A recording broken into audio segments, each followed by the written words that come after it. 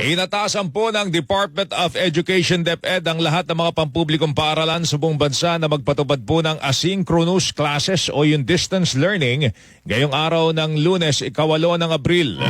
Sa inilabas na abiso po ng DepEd kahapon, layo naman nitong payagan yung mga mag-aaral na makumpleto ang kanilang mga nakabimbing takdang aralin, mga proyekto, iba pang requirements sa kanilang paaralan.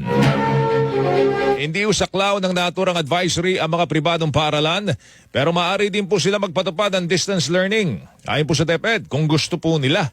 Samantala, pinaghahanda na ng Manila City Division Office ang aabot sa 100 paaralan sa lungsod para sa pagbabago ho ng posibleng ipatupad para tugunan ang problema ho sa mainit na panahon.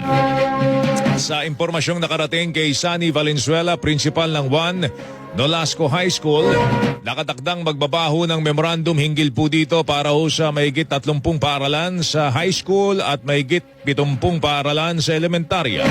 Kabilangan niya sa mga posibleng mangyari ay ang pagsasagawa lamang ng klase mula alas 6 ng umaga hanggang alas 12 po ng tanghali. Ang balak po ng Maynila ay isagawa nga po ito ng 6 to 12. Alas 12 po pwede na pong hanggang doon lamang po ang klase. Pero wala pa po bumababang memo, pero pinaghahanda na po kami. Sinabi ni Valenzuela na nagsagawa na ho sila ng inventory at auditing para malaman kung kakayanin ang naturang schedule. Anya, handa silang tumalima sa anumang mga pinal na desisyon ng kanilang school superintendent.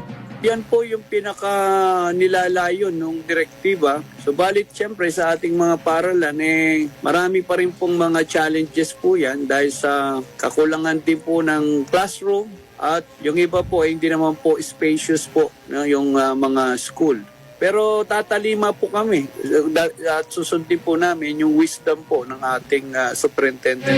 Tinig po ni Sunny Valenzuela, punong guro ng Juan Nolasco High School dyan po sa Maynila.